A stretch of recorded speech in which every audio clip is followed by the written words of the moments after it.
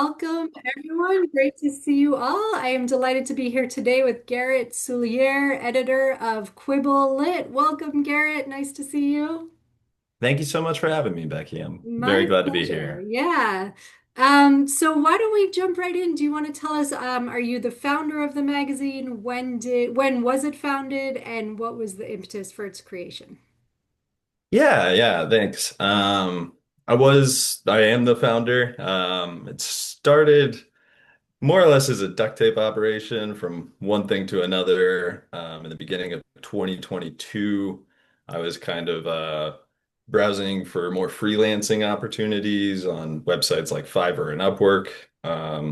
At the same time, I was doing what I really wanted to do and submitting work on Submittable and trying to kind of make both things happen. And at some point, there was kind of a switch of how can I, one, put other people on in a way similar that I'm looking for, but also to kind of put something more in my hands where I can work on it more consistently and not be waiting. Mm. So the idea of kind of starting my own lit mag just sprouted one day and started putting on a lot of hats that were new to me with web development, graphic design, and a lot of things that I'd never really tested the waters before with. So yeah, the beginning of 2022, from about February to the end of March, was kind of the incubation period, and first two issues were totally by solicitation through Upwork, paying just $5 for pretty much any story or poem that people would send me, as long as it made a certain line. But at that point, it was pretty generous. And that was all to kind of earn accreditation as an actual publication and Mhm. get into CLMP and get accredited there. Ever since getting on Submittable, our reach and access has just grown a lot. Mhm. So for the first 2 years, it was entirely a solo operation. And I navigated a lot of bumps between figuring out WordPress and then figuring out like Squarespace more and just all the different administrative parts. Mhm. And kind of about October 2024, I think, was the first time I got another editor involved, a few other volunteers, Eric and Tom. And that was volume two after I had figured out how to get to print. I realized that it had just grown so wide, it was way too much for one person to manage well. Mhm. So bringing in fresh readers and editors has definitely been, a big switch and allowing me to step back and figure out how to kind of get operations broader and make the platform a better platform for the writers. Um, Yeah, that's yeah. great. So were there things that you felt like you weren't seeing in your submitting process and you felt like there really needs to be a platform for a particular kind of writing? That's a good question. I don't know necessarily if there was like a explicit hole that I was Mm. targeting to fill right away. I think it was more of just a kind of passion of how can I get a little bit closer to this, or Hmm. maybe feeling at a dead end with, well, I'm just submitting and I want to kind of be more involved in this world. So, as time went on or as I got deeper into it, definitely have come to appreciate, if you can find a niche and fill it, that really speaks to market analysis, but also, filling something unique for Sure. readers.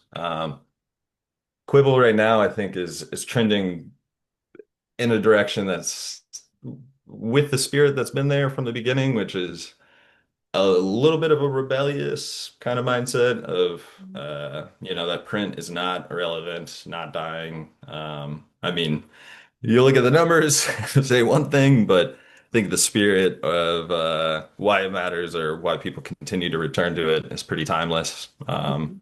So I definitely feel like there was maybe a hole in the culture of like how does writing fit in that trying to help with the help of others, Quibble kind of help kind of fill that gap, make writing a little bit more meaningful or more part of everybody's common day experience. So is the journal both print and online? hmm We we do print first now, digital second. Okay. And part of the modality or thinking behind that is that we want the writing to be accessible and have as much reach as possible. The print portion, of course, makes such a difference and impact to see your work commemorated and uh, tangible in that way. Yeah. So, in the back of my mind when I started, I had no idea how we would get to print. And but I think that it was always kind of a one day aspiration. I learned a lot from a few colleagues and mentors. Mhm. Colby Granville of After Dinner Conversation in particular led a lot of tools and suggestions. He pointed out Amazon as a print on demand service, which has kind of hamstrung us a little bit during this Mhm. last holiday season. But as far as they're the big guys and there's a price with that, but they allowed us to at least get started. Mhm. As I mentioned, we just had put out Volume 6 Pastel, the turn of the month, December or so, and usually it's about 7 to 10 days through their services to fulfillment. And this time it's been about a month. It's Oh. still some issues still out for Mhm. delivery. So it's definitely been a big push of again something I think maybe back in my mind, I knew it would always be one day is to try and get more in-house or regional with their printer and Mhm. our vending process and personal with the distribution and packaging of it as well. So Yeah. So have there been moments where you've taken this on and just thought, oh God, what did I get myself into? Because I'm really curious that it's something that I've felt many times, even though I enjoy all my totally, side yeah. projects, but I feel like there's an impulse when you're a writer and like what exactly what you were saying, which I relate to so much, you feel like it's a little bit of impatience, or maybe you're tired of constantly being in this position where you feel like you're asking for a way into Yeah. the, through the doors. And so you just want to make something yourself. And then you start Mhm. it, and then you're like, oh my God, what did I get myself Yeah. into? Definitely a learning curve. So I'm curious, like, have you experienced that? And what have been some of the major, maybe exciting learning processes? And what have been the more challenging ones? Yeah, no, that's a fantastic question. And definitely, deal with the overwhelm or the kind of sense of imposter syndrome sometimes Mm, too.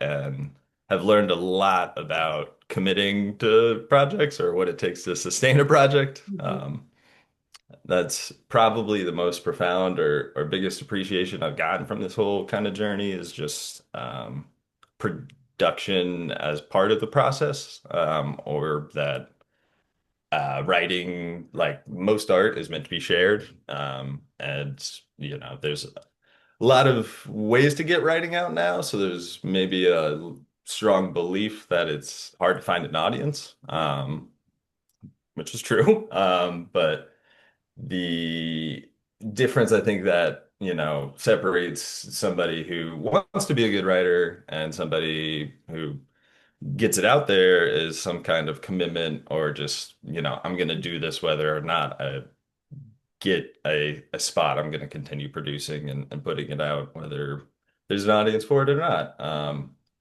And the whole, I would say every cycle pretty much for Quibble, I learn lots of lessons and kind of try something new. And wearing a lot of new hats with web development, for instance, is just something I had no real experience in with just, I don't know, web mapping and building out links to work. And mhm, so I've learned a lot of basic technical skills, which have been really helpful, but and kind of taking on a new challenge and saying, well, how am I going to it might not be perfect, but it doesn't need to be perfect. I just needed to invite people into Quibble and give it some kind of face or feel. Mhm.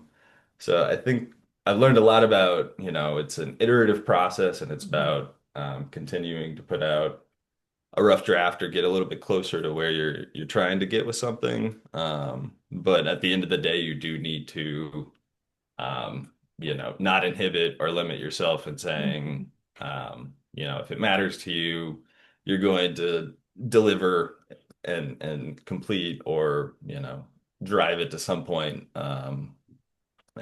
So I think that I deal with a lot of,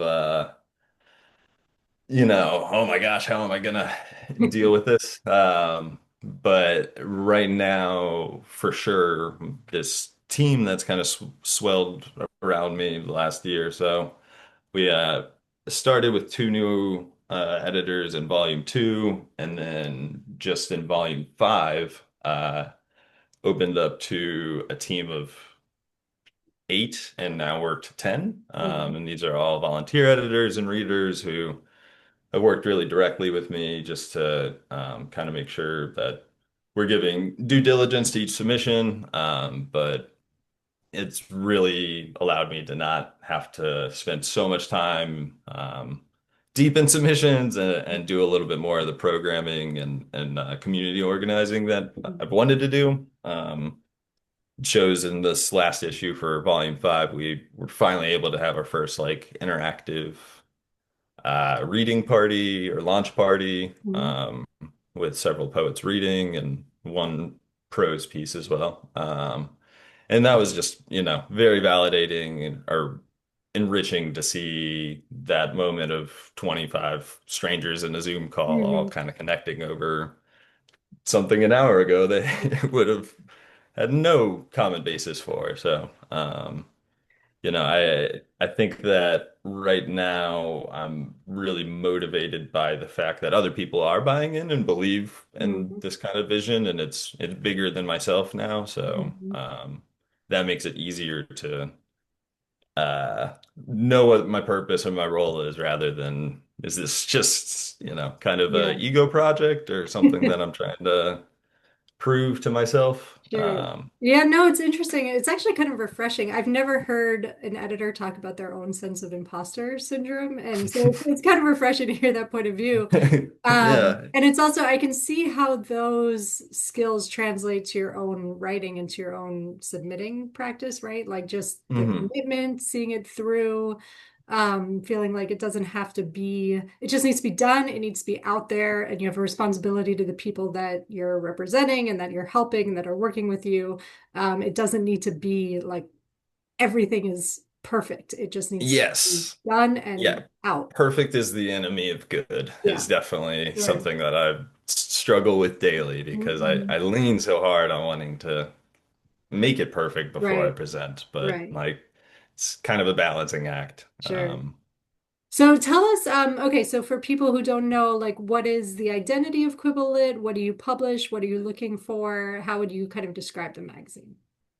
Yeah, Quibble Lit is a modern indie literature magazine or platform, and we currently publish prose, poetry, and visual art, pairing visual art with a piece.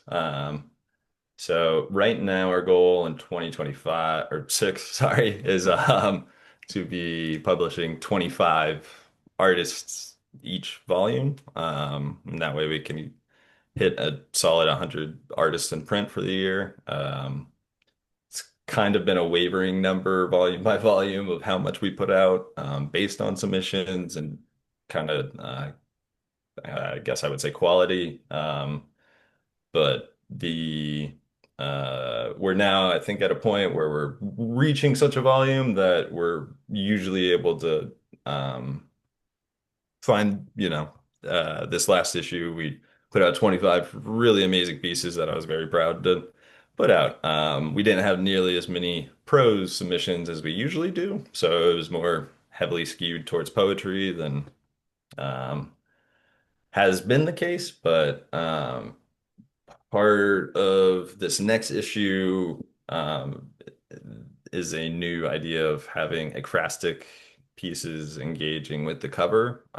This has previously been just published once the whole issue's been completed and kind of put out as a, hero piece of saying like, hey, this is live now and here's what the cover looks like, but building kind of more suspense or making it a bigger deal for the artist as well, and getting it out there. I thought somewhat inspired by Rattle's well-reaching ekphrastic project, as well as just the sense of like curating more bespoke art, like to be more specific towards the issue and special to Quibble versus something that might have already been prefabricated or finished before. Mhm.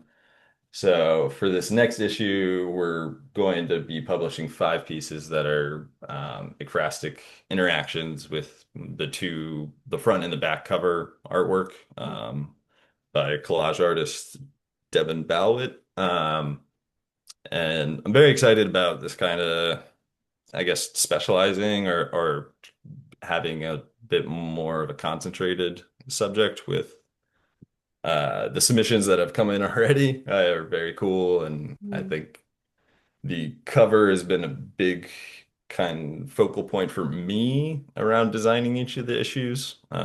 So getting more people involved with it, engaged with the texture, I think is gonna give people a buy-in ahead of time, as well as just a deeper connection with what the artwork is or the issue supposed to kind of represent largely. So um we're also in a new business well, it's something I actually did solo in 2023 when we were much smaller, but an audio poetry contest. This was a project that kind of serendipitously bubbled up right before the holidays really picked up, but I was really lucky to be in some good interactions with a few editors as well as poets who I'm a fan of, Derek Brown. And it just kind of started a conversation. I spoke with him about wanting to do an audio poetry contest and bring guest judges on to kind of help bolster its reach. And he was very receptive. And then I started reaching out to several other people in the space who, I personally heard about just through their influence or waves or was a fan of their work. And I was very surprised to have a lot of positive reception as definitely one of those like imposter syndrome moments or just like, oh, well, this is taking off. So I gotta actually kind of rise to the occasion for this a little bit. But I'm very excited because I think that it's a really different way to kind of lift off the page and be a bit uh, above the feed of just not that there's anything wrong with just being in print, but everybody's attention is in such high demand right now that having various ways to engage with literary works. I don't really know another space that has like a full published kind of playlist, which is maybe the direction that this is going in. Of we're trying to recognize 9 different winners for top 3 finalists, as well as like 6 different categories. And very excited about that as kind of a new dimension. But Sorry, just to clarify, so it's can you say, I'm a little muddy on what the contest is, and then also like for the pros, how do the submissions work? Does it people respond to the cover that's online now? So just to kind of like pin it down. yeah, totally, totally. Sorry. To answer your question, the um, prose and poetry were conventionally what we were just publishing for a long time. We're now kind of specializing with ekphrastic poetry based on cover art for the coming issue. Mhm. So for volume 7, People, we've published two collages by the artist Devin Balwit, and we're gonna publish in volume seven five poems that are in response or interaction with those two pieces. Um, that way we have kind of a deeper engagement with the cover and the issue. So right now our submissions are open online, and including for the acrostics. Uh, we also have a separate poetry contest right now that's an audio poetry contest that is the P's and Q's Audio Poem Awards. Submissions for that are also open until March 1st is the deadline. And it's operated or organized by Quibble, but will be guest judged by six different either editor-in-chiefs or poetry editors from different lit mags. And the goal is to recognize not just a few winners, but kind of a nine total. So the So audio, so they people submit an audio file.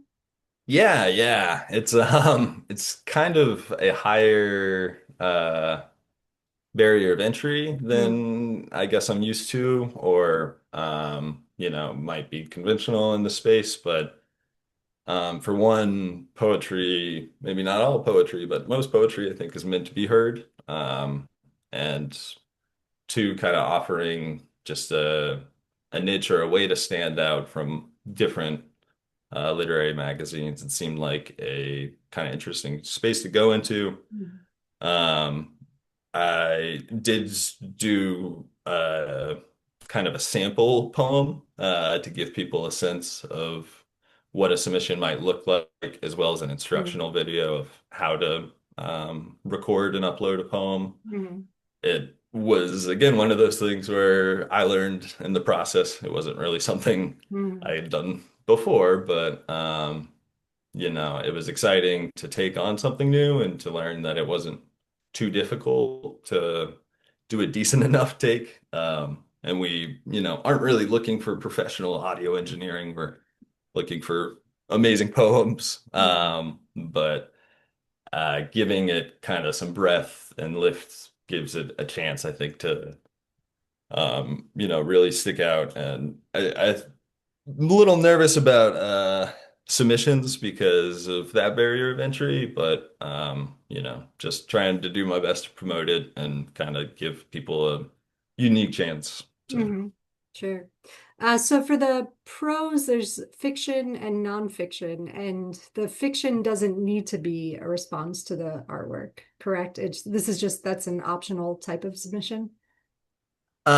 Yes, so for prose, it encompasses right now fiction and nonfiction. We used to separate those, Mm, but uh for one, we would get a lot of uncertainty whether it was fiction or nonfiction for yeah. certain submissions.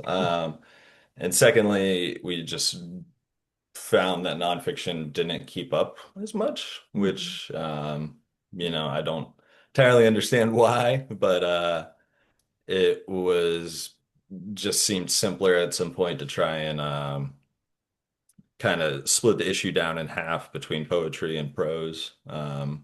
So I don't, right now, our prose submissions are open. I do think our poetry submission just hit submission cap because we're getting more than we normally do, mhm, which is a great thing, but I didn't want to overwhelm my readers too fast. So I plan on reopening poetry submissions.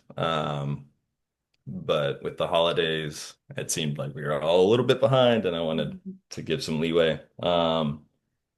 But the prose and the poetry submissions are for the regular issue as well as the acrostics. Those can be either genre, prose or poetry for the ekphrastic response. mhm, We're finding most people are going with poetry, just kind of lends itself to that. But I love especially hybrid pieces or anytime something kind of muddies the lines between whether it's a flash or a prose poem. So mhm. We have a question here. It seems that the word count is getting lower. Can you talk about your how you establish the word count guidelines, what the word count is for prose and poetry, or excuse me, prose for fiction and nonfiction? What is the word Mhm. count, and is it like a strict word count?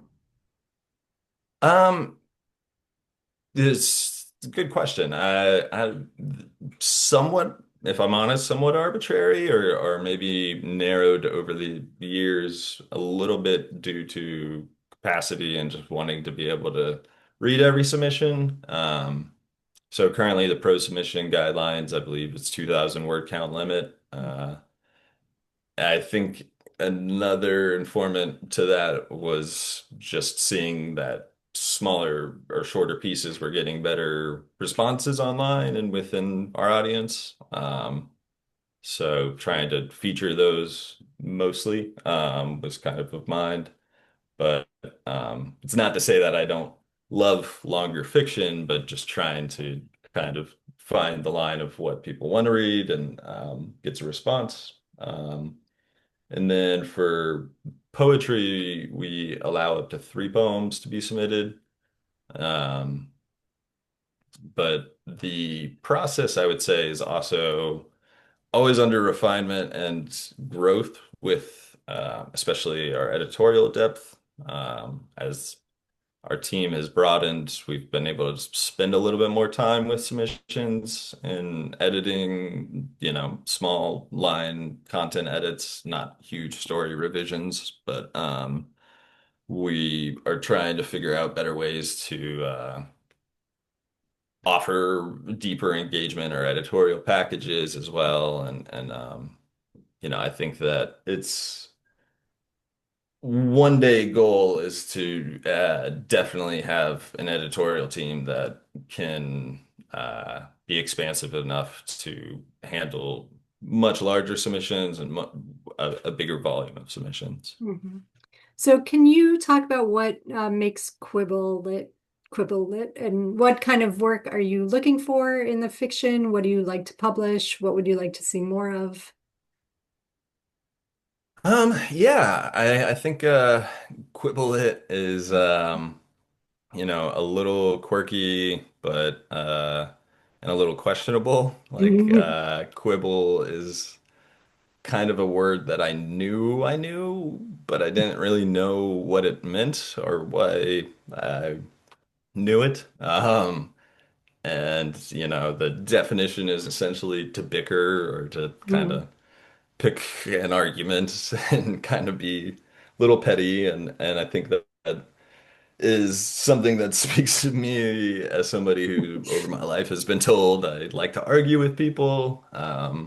It's hard for me to separate that and kind of my passion for reading or inquiry of wanting to understand or kind of get to the bottom of things. So uh, I think there's a little bit in the name that draws you in and kind of makes you wonder what it is.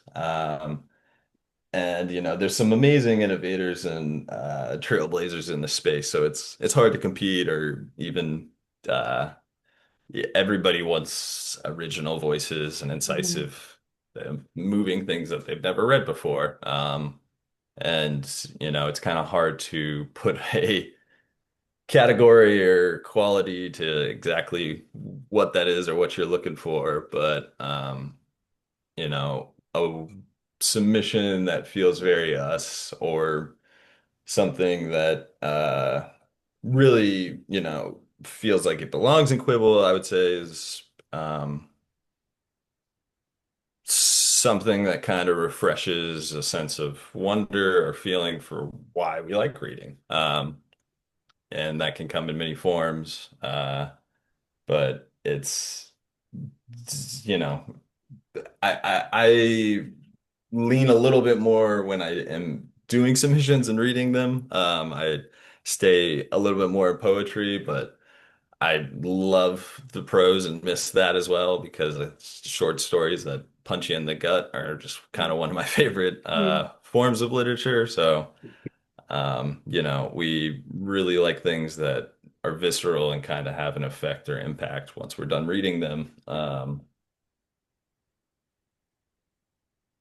And then I'm sorry, I think there was a second part maybe to your question that I forget. Well, there was, but I want to go back to because I think it's really interesting what you were saying about like being sort of argumentative and wanting to get to the bottom of things, which I'm like that Hmm. too. But I'm curious, like, is that quality that you want to see in the nonfiction specifically, like something that's sort of interrogating an idea or has an element of like arguing a certain perspective? And also, how does that manifest in the fiction? Yeah, that's definitely been of mind, or is something that, kind of thinking about how can I lean or specialize this to stick out. There's been some mind of like maybe this should be like a essay heavy or I would say honestly, truthfully too, there's a degree of me wanting to find the fine line between um, deliberately Mhm. incensing and like I don't want to put out it. I want to make people think or be unsettled and uncomfortable in a way that is furthers their thinking or provocative, but I don't necessarily want to uh, take a heavy stand or stance and partisan the magazine or leave it open to that kind of critique. Mhm. And so I think there's been some mind about maybe going heavy into the arguing would be good, but also what would that attract? Or I don't want this to be a kind of political or ethical kind of question. I want it maybe more so to be our quibble or our argument is that people care about literature and miss it in their everyday life, and that's kind of the argument that we're forwarding or pushing.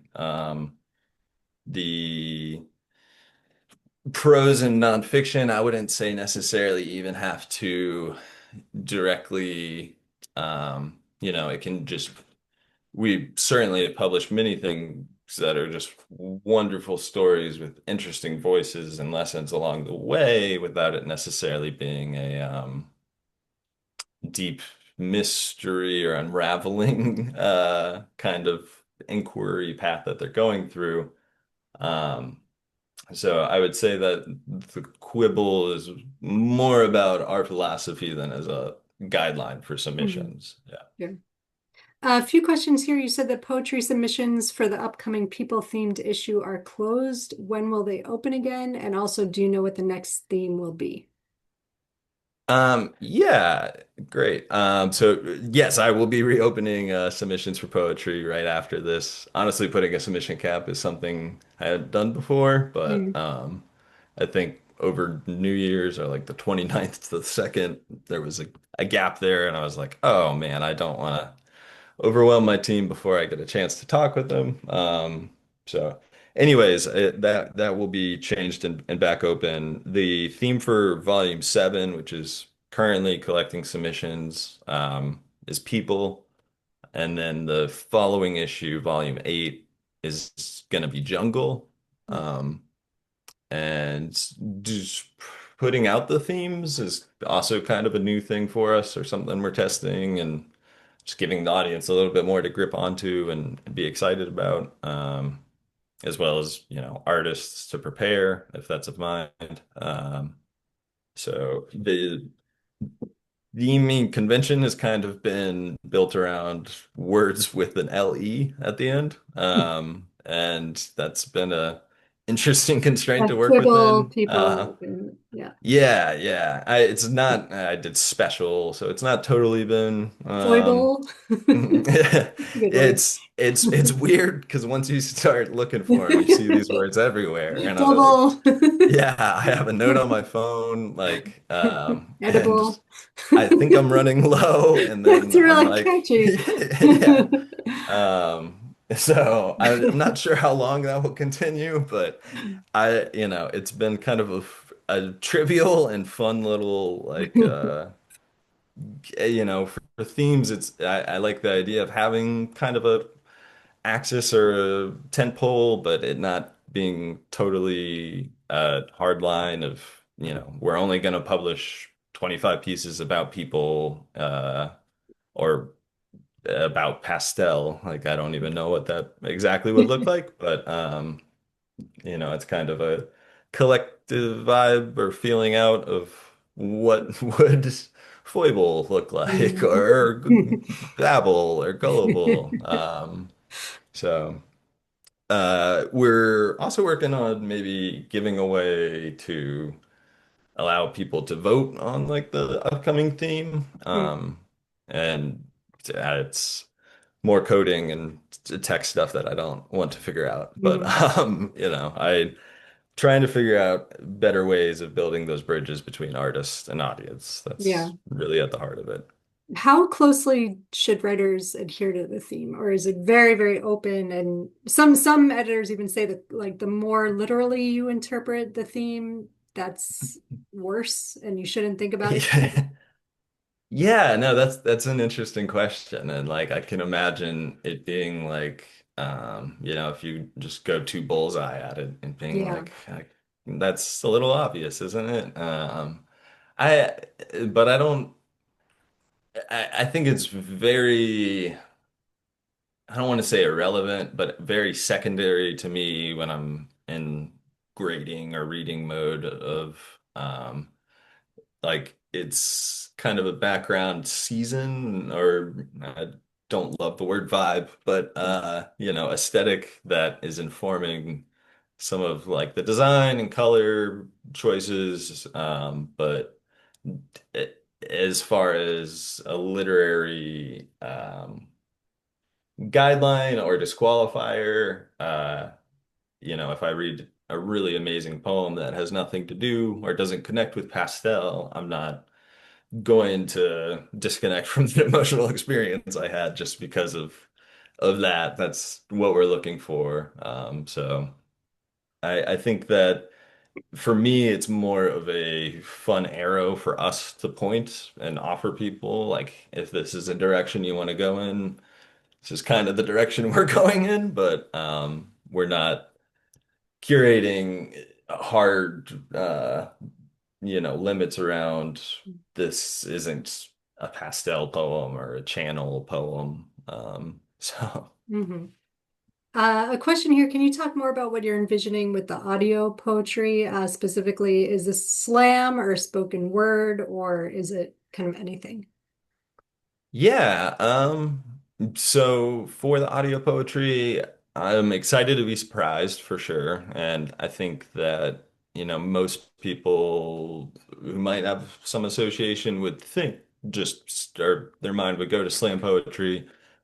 Um, and I love slam poetry, so that's definitely accepted. I guess I would also, in the same breath, try to encourage traditional poems or people who might not feel as if they write slam poetry to, again, I think poetry is meant to be heard. It's the music of language, and putting performance into that is something that I think a lot of people might shy away from. Um, but I think a lot of people will be very excited also to take that opportunity or get to kind of embellish and represent the original vision a little bit more further. And so for the kind of direction or what type of poems we're looking for, certainly things that are more oral or phonetic. Alliterative isn't necessarily like the only thing we're going for. We're going for kind of an experience and a journey. There's six categories, including like most heartbreaking, most haunting, most humorous, and like best use of silence. So right now the constraint is that the poem has to be under 2 minutes, which is a shorter performance, but also 2 minutes can be a long time when you're sitting there and realizing how long it might feel. But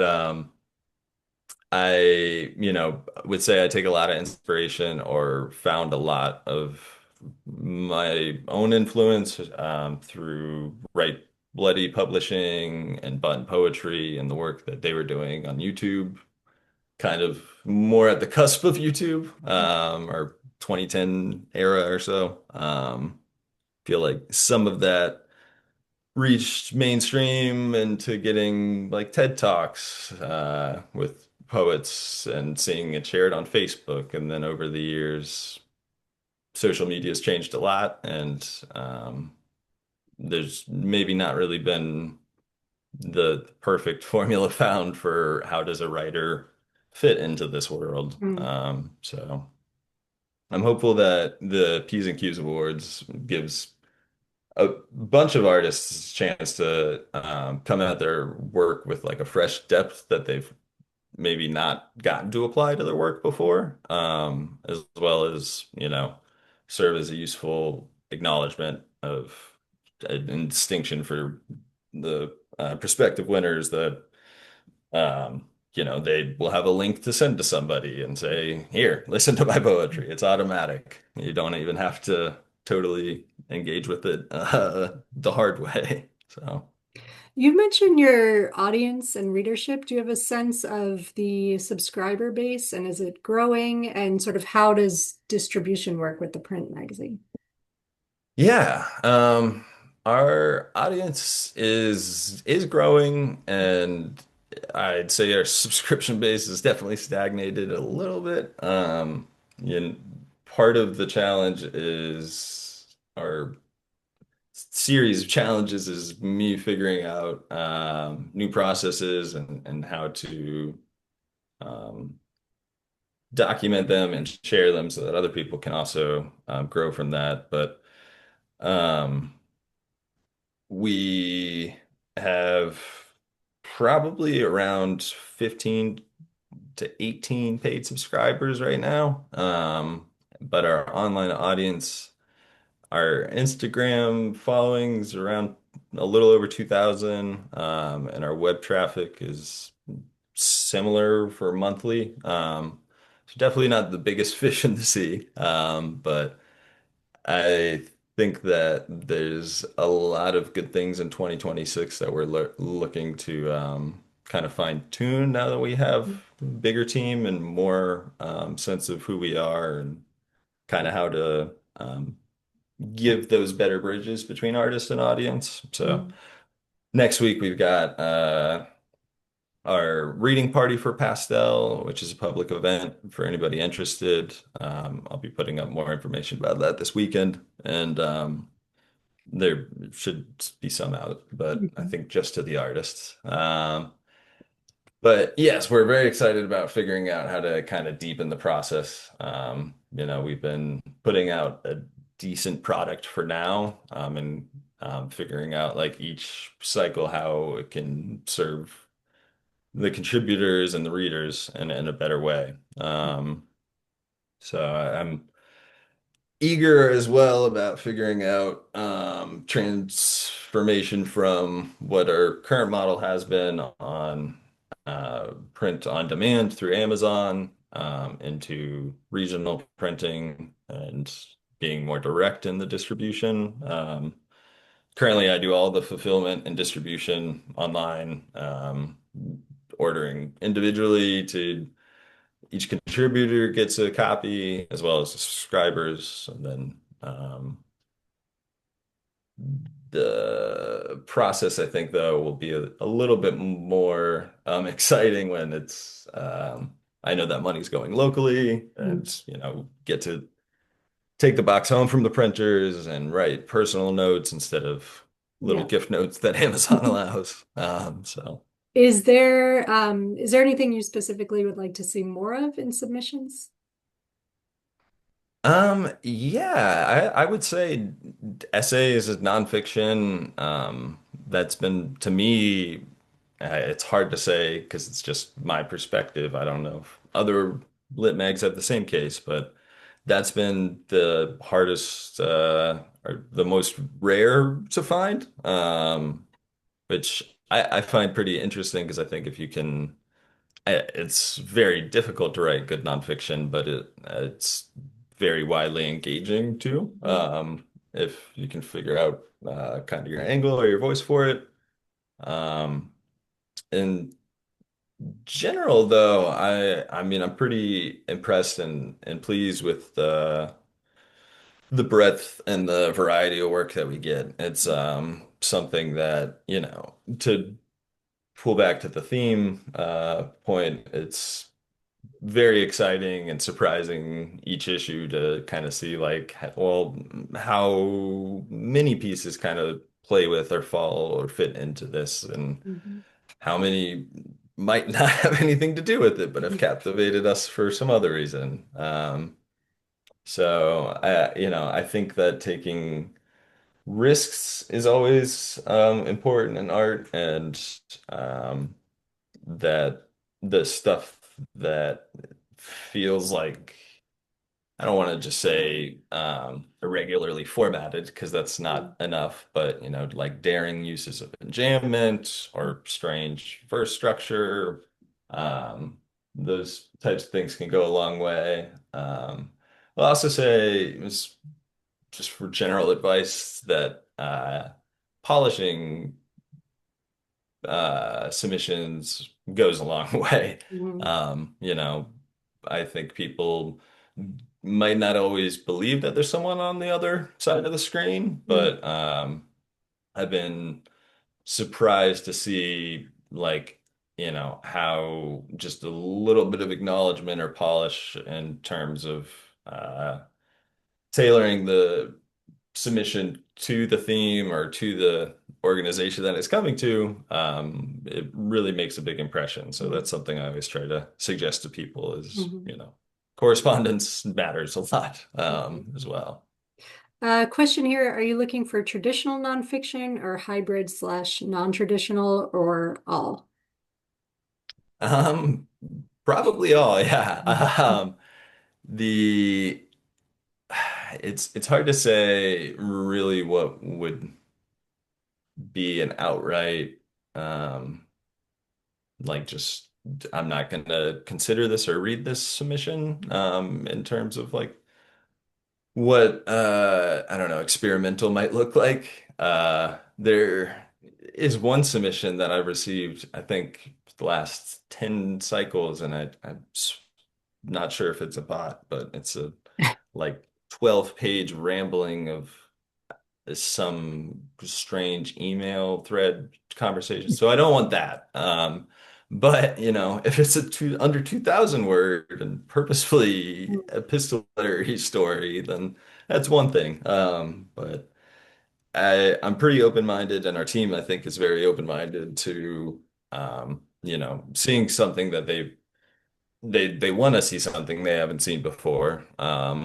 But it doesn't necessarily mean you have to just take a trick to have a gimmick. I think voice and language and character really are the fundamentals that, like, you have to have those in a piece for them to work. So. Mhm. And for the nonfiction, it sounds like you're mostly interested in like personal essays, so not articles, not kind of reporting. Yeah, yeah, I would say probably more in the realm of personal essays or travel essays even, but not necessarily in a reporting Hmm. kind of capacity. But we've had some really good travel writers who have written kind of, personal experiences along their journeys.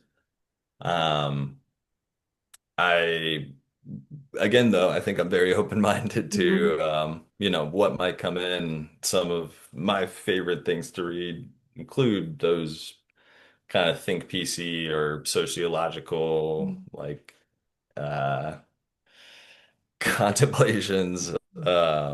But definitely from what we've gotten before and has been published, I would say, personal essays and memoir as well. Definitely are good go-tos, but Mhm. definitely experiment too. Is there anything you're absolutely not looking for in submissions? So you mentioned this kind of long experimental, obviously going above the word count, but something that kind of has no point. It's sort of long and rambly. Anything else in your view you just don't want to see? Yeah, yeah. I mean, and like this, I don't want to sound like a bad editor, so that's why I'm like, I don't. But this, it was almost like a piece of art with how weirdly this Microsoft Word document was Mm. formatted. Like banner choices and perimeters that I'm like, I didn't know you could do this in this, but I don't know how I would publish that online either. So yeah, that submission was kind of an outlier.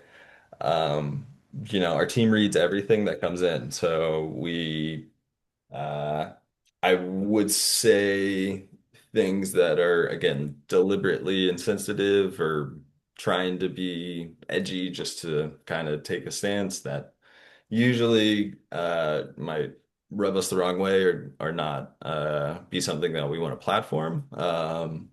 But in terms of like mm, reasonable, rational, ethical, mindful art. We're very open to where certain ethics or lines might, you know, come into question or be interested to call into question or bring attention to, but we don't want to just, kind of ruffle feathers for the sake of ruffling feathers. Mhm.